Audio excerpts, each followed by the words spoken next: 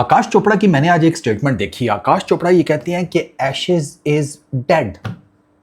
फातिहा, Ashes मर गई है। अब ऑस्ट्रेलिया और इंग्लैंड दोनों क्रिकेट बोर्ड ये चाहते हैं कि वो एशेज का कोई टेस्ट मैच कराएं इंडिया के अंदर। इंडियन ऑडियंस जो है वो आए और वो एशेज को ना दोबारा से रेलिवेंट कर दे। ये सेज एशेज जो है इररेलेवेंट हो गई है।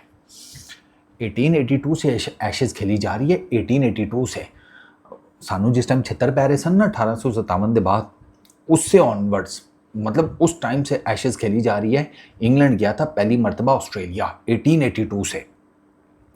ये अब मतलब आप मोटा मोटा हिसाब लगाएं तो 130-40 साल की एनरिच्ड हिस्ट्री है एशेज की, बहुत पुरानी। मतलब क्रिकेट स्टार्ट इन्हीं दोनों ने की थी, दुनिया को क्रिकेट इन्होंने ही दी थी, एशेज एंड ऑल दैट। तो इररेलेवेंट तो वो मैं नहीं कहूँगा। पहली चीज़ तो ये है कि मैं आपको बता दूं कि I am pretty much sure Akash भाई जो है ना वो मारते हैं stunt. There is absolutely no doubt about it, ठीक है ना। वो स्टंट मार जाते हैं बीच बीच में, मतलब वो ऐसे ही कुछ स्टेटमेंट दे जाएंगे कि जिसका ना सिर होता है ना पैर। But I really don't think so उन्होंने ये स्टेटमेंट दी है। मुझे लगता है कि ये उनके नाम से स्टेटमेंट जो है ना वो चेप के किसी ने डाल दिया सोशल मीडिया के ऊपर कि आकाश चोपड़ा ने कह दिया। आकाश भाई कई कई दफ़ा बड़ी टेक्निकल बात भी कर जाते हैं और कई दफ़ा ऐसी बात करते हैं बंदा कहता है आकाश भाई दीवार की तरफ ज़रा मुंह तो करें।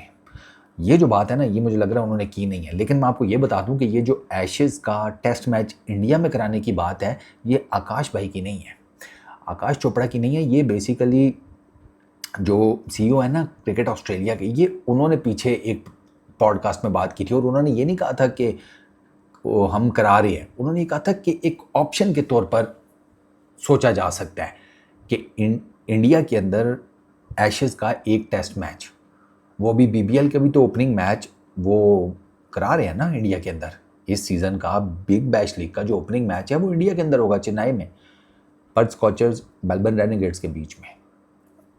रिजी भाई की टीम है मेलबर्न रेनेगेड्स। रिजी भाई होंगे या नहीं वो तो ऑब्वियस सी बात है, लेकिन वो होगा। तो उन्होंने ना एक सर्टन एक प्रैक्टिस उन्होंने अभी स्टार्ट करनी है और उसके कॉन्टेक्स्ट में ना वो देखेंगे। असल में देखो ये बात हम सबको पता है कि क्रिकेट की सबसे बड़ी जो मार्केट है, क्रिकेट की सबसे बड़ी जो मंडी है वो है India. Indian broadcasters, Indian audience, ठीक है, वो they are cricket crazy people. अच्छा वो क्रिकेट क्रेजी तो हैं, लेकिन उनमें एक और बहुत अच्छी बात है जो क्वालिटी है। देखो क्वालिटी किसी की भी अंदर हो मान लेनी चाहिए। उनकी एक क्वालिटी ये है कि जो उनकी टीम है ना वो डिलीवर भी करती है।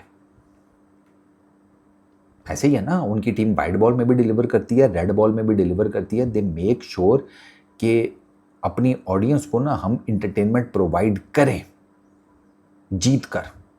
फिर वो कोई ICC का टूर्नामेंट हो गया, कोई बड़ी टेस्ट सीरीज हो गई, वो करते हैं डिलीवर।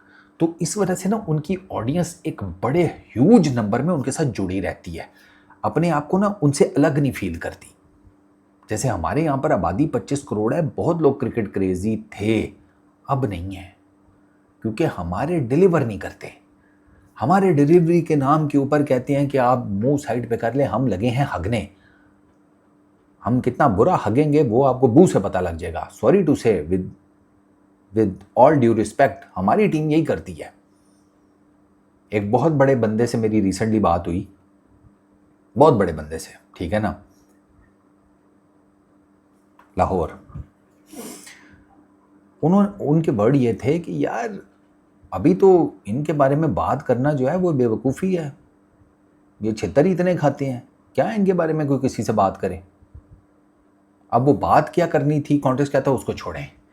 लेकिन ये एक बहुत बड़े बंदे ने मुझे कहा है, मुझे, ठीक है ना, यार ये छितर खा रहे हैं खांदे ने।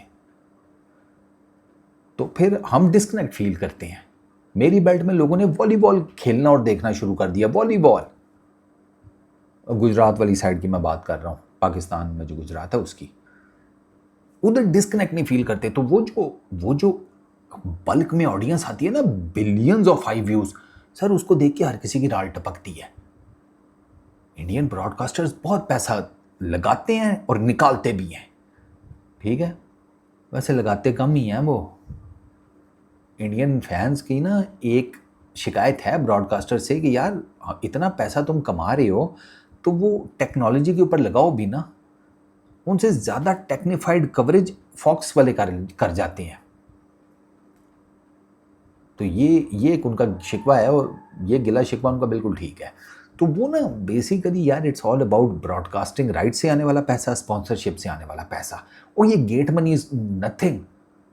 लेट्स सपोज अहमदाबाद में करा लेते हैं, दुनिया का सबसे बड़ा क्रिकेट स्टेडियम है, फेयर इनफ। अहमदाबाद में एशेज का आप एक टेस्ट मैच करा देते हैं, 1,20,000 1,30,000 ये कैपेसिटी है ना उसकी। कितनी गेट मनी बना लेंगे आप 5 दिनों में? इतनी तो नहीं बना पाएंगे, लेकिन उसके ब्रॉडकास्टिंग राइट से जो आपके पास पैसा आएगा, जो स्पॉन्सरशिप से पैसा आएगा, वो गेट मनी उसके सामने आटे में नमक के बराबर होगी। इस वजह से ये चाह रहे हैं कि हम ना एशेज का एक टेस्ट मैच, मतलब ये कह रहे हैं कि we are open to discuss, ख्याल का इजहार किया है कि यार हम हैं ओपन टू डिस्कशन। ये क्रिकेट को फ़रोग नहीं देना, ये कुछ नहीं देना। असल में एशेज इररेलेवेंट नहीं हुई, प्रॉब्लम ये हुई है कि इंग्लैंड आखिरी एशेज जीता था 2015 में, 2017 में एशेज वापस ली ऑस्ट्रेलिया ने, 2017-18 में, 2017-18 से ये 2026 की 27 की एशेज आने वाली है, ठीक है। इंग्लैंड नहीं जीत पा रहा, इंग्लैंड एशेज वापस नहीं ले पा रहा। बीच में 2 मरतबा 2019 में एंड 2023 में, if I am not wrong, draw हुए हैं एशेज, लेकिन इंग्लैंड जीत नहीं पा रहा। इंग्लैंड को फिर कूट जब पड़ती है तो फिर वो हारते हैं 4-0 से, 4-1 से, इस तरह वो कुट खाते हैं। तो वो ना इन अ वे कि इंग्लैंड जो है ना वो मज़ेदार क्रिकेट खेल नहीं रहा एशेज में। इंग्लैंड मज़ेदार क्रिकेट खेलना शुरू करे, एशेज आप दुनिया में कहीं पर भी करवा लें, एशेज का फॉलोअर है भाई। इंडिया के अंदर कराने का फ़ायदा यह है कि ब्रॉडकास्टिंग और स्पॉन्सरशिप में बहुत पैसा मिलेगा। तो दुनिया का कोई भी क्रिकेट बोर्ड है वो इस पैसे को इन सारे मामलात में देखता है, इंपॉर्टेंस को समझता है। तो ये रीज़न है बेसिकली। बाकी आई होप कि आपको मैंने समझा दिया होगा कि एशेज का टेस्ट कराने का असल मकसद या इस बारे में जो बातचीत हो रही है उसकी रीज़न क्या है। प्लीज़।